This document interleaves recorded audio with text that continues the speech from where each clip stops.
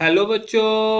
हमारा प्रश्न दिया हुआ है, निम्न में कौन सा अभिकर्मक हाइड्रोजन पेरोक्साइड को बनाने के लिए प्रयुक्त नहीं होता है। चार ऑप्शन है, sodium peroxide, sodium thiosulphate, 2 ethyl एक्रोथिकिनॉल, बेरियम पेरोक्साइड। चलिए समझते हैं इस प्रश्न को। इस प्रश्न की अगर मुख्य अवधारणा की बात की जाए तो हमें समझना होगा H2O2 के बारे में।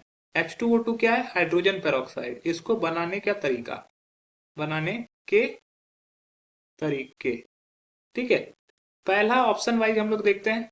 पहला ऑप्शन में दिया हुआ सोडियम पेरोक्साइड। सोडियम पेरोक्साइड का मतलब हो गया Na2O2। जब Na2O2 का रिएक्शन H2SO4 से कराया जाता है तो ये तनु सल्फ्यूरिक एसिड होता है। तनु सल्फ्यूरिक एसिड क्या करता है? ये Na2SO4 सोडियम सल्फेट बना लेता है, साथ में H2O2 बनाता है, ठीक है। तो यहाँ पर ये क्या है, सोडियम पेरोक्साइड क्या कर रहा है? हाइड्रोजन पेरोक्साइड बना रहा है। लेकिन हमें पूछना है कि जो प्रयुक्त नहीं है, जो नहीं बना पाता है, तो ये गलत उत्तर हो जाएगा। दूसरा है सोडियम थायोसल्फेट, ठीक है। Sodium thiosulphate. तो सोडियम थायोसल्फेट पेरोक्साइड नहीं बनाता है। थोड़ी सोडियम थायोसल्फेट का जो फॉर्मूला होता है वो होता है Na2S2O3, ठीक है।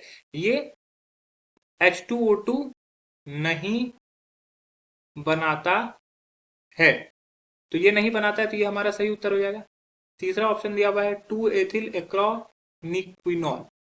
तो ये होता है कुछ इस प्रकार से, ये हो गया C2H5 और यहाँ पर OH रहता है और यहाँ पर भी OH रहता है, ठीक है। 2 एथिल क्विनॉल बोलते हैं इसको।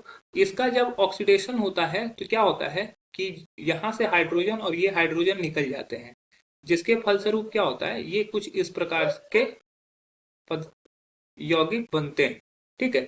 कुछ इस प्रकार से C2H5 पे कोई असर नहीं पड़ता, जबकि यहाँ पर ये डबल बॉन्ड O और ये डबल बॉन्ड O से जुड़ जाता है, तो इसके फलस्वरूप H2O2 प्राप्त होता है। तो यहाँ पे देखो कि 2 एथिल एंथ्राक्विनॉल से ये H2O2 बनता है, तो ये गलत उत्तर हो जाएगा। और barium peroxide, D, barium peroxide हो गया BaO2। ये बेरियम पेरोक्साइड हो गया, इसका भी तनु सल्फ्यूरिक एसिड के साथ अभिक्रिया कराया जाएगा तो ये BaSO4 प्लस H2O2 देता है, तो ये भी पेरोक्साइड दे रहा है, ये भी गलत उत्तर हो जाएगा।